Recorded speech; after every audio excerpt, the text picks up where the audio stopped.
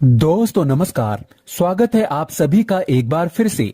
अगर आप अपनी लाइफ में कुछ नया सीखना चाहते हैं तो चैनल को सब्सक्राइब जरूर करिएगा। दोस्तों अगर आप भी अमावस्या और पूर्णिमा पर करते हैं दान तो चाहे कुछ भी हो जाए भूल कर भी इन चीजों का दान कभी मत कर देना, नहीं तो उल्टा आपके पितृ आपसे नाराज हो जाएंगे, आपका घर परिवार बर्बाद हो जाएगा। जाने अनजाने में भी इन चीजों का दान कभी मत करना। लेकिन क्या आप जानते हैं अमावस्या और पूर्णिमा पर जो व्यक्ति इन चीजों का दान कर देता है तो उसके घर की सुख समृद्धि चली जाती है, वो पूरी तरह से उल्टा बर्बाद हो जाता है। दोस्तों हमारे धर्म शास्त्रों में अमावस्या और पूर्णिमा इन दो तिथियों का विशेष महत्व माना गया है। हिंदू धर्म में अमावस्या तिथि खासतौर पर सोमवार और मंगलवार और शनिवार की अमावस्या का काफी अधिक महत्व बताया गया है। इस दिन स्नान, दान और तर्पण करने से तथा गाय को ये एक चीज खिलाने से बहुत ही लाभदायक और पुण्यदायक माना गया है। अमावस्या तिथि पितरों नियमित कार्यों के लिए उनका आशीर्वाद पाने के लिए बहुत ही अधिक महत्वपूर्ण मानी गई है।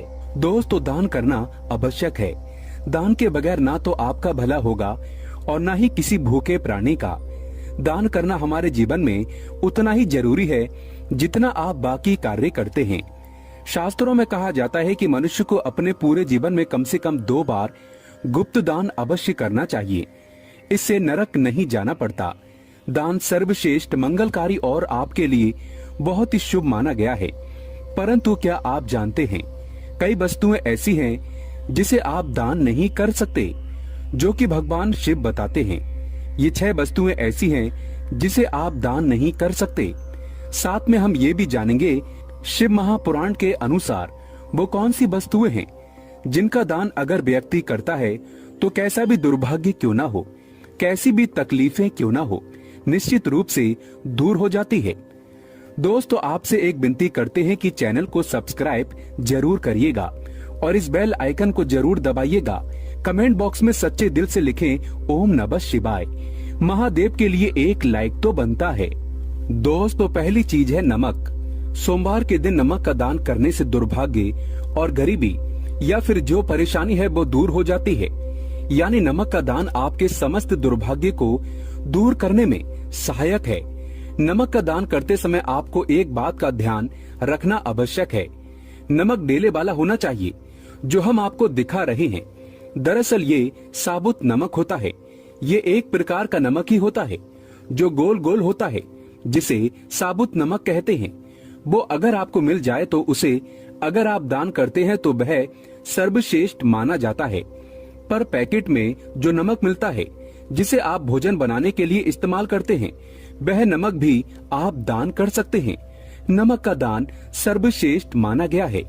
दूसरा है गुड़ का दान। यदि आप गुड़ का दान करते हैं तो इससे आपके रिश्ते अच्छे होते हैं। अब यह रिश्ता आपका किसी से भी हो सकता है। पति पत्नी के बीच अगर संबंध मधुर नहीं है और आए दिन कलेश होता है, झगड़े होते हैं और अगर नौबत तलाक तक पहुंच गई है तो आप महादेव की शरण में जाएं। महादेव देवादिदेव हैं। वो आपके समस्त संकट को दूर करते हैं। उदाहरण के लिए आपको बता दें कि अगर कोई व्यक्ति बहुत अधिक लंबे समय से बीमार है तो आप ज्योतिष के पास जाएंगे। जहां भी जाएंगे तो वो आपको यही कहेगा कि भगवान शिव की शरण में जाओ, महामृत्युंजय मंत्र का जाप कराओ, महामृत्युंजय अनुष्ठान कराओ, रुद्राभिषेक कराओ। आपको वो कोई और देवता या फिर कोई और उपाय बता देते हैं कि आप उनकी शरण में जाएं और आप ये उपाय करें। लेकिन दोस्तों मैं सिर्फ भगवान शिव की शरण में जाने को आपको कहूंगा तो आप ये समझ लीजिए कि अगर आपका रिश्ता तलाक तक पहुंच गया है और आपको लगता है कि अब बनने वाली बात नहीं है तो हम आपसे कहेंगे कि आप महादेव की शरण में जाएं। महादेव को सोमवार के दिन गुड़ जरूर अर्पित करें। गुड़ का दान जरूर करें। दोस्तों गुड़ का दान करने से कोई भी रिश्ता क्यों ना हो, माँ बाप के रिश्ते हो या फिर आपका बच्चा आपका कहना नहीं मानता, बस एक बात याद रखिएगा कि किसी भी रिश्ते में अगर मिठास भरनी हो तो सोमवार के दिन गुड़ का दान करें। दोस्तों गुड़ और रोटी गाय को खिलाने से भी आपके रिश्ते मधुर होते हैं, लक्ष्मी की प्राप्ति होती है। तो ये काम भी आप कर सकते हैं। दोस्तों तीसरी चीज है तिल। शिव महापुराण में वर्णित है तिल का दान करना। व्यक्ति का अगर आत्मविश्वास डगमगा रहा है, यानी कि आप कभी कभी देखते होंगे कि व्यक्ति बहुत ज्ञानी होने के बाद भी उसका आत्मविश्वास उसका साथ नहीं देता। कभी कभी बच्चे पढ़ाई में अच्छे होते हैं, परंतु जब वो इंटरव्यू में पहुंचते हैं तो उनका कॉन्फिडेंस उनका साथ नहीं देता। जानकारी के बाद भी वो वहां से लौट आते हैं, हार मान जाते हैं। तो इस स्थिति में सोमवार के दिन आप तिल का दान करें। तिल का दान आप काले या सफेद का कर सकते हैं। अगर काले तिल का दान आप करना चाहते हैं तो शनिवार के दिन आप कर सकते हैं। ये दिन भी काफी शुभ माना जाता है। इससे व्यक्ति को दुर्भाग्य छू भी नहीं सकता। दोस्तों, अनाज का दान करने से माँ अन्नपूर्णा आपका भंडार कभी खाली नहीं रखती।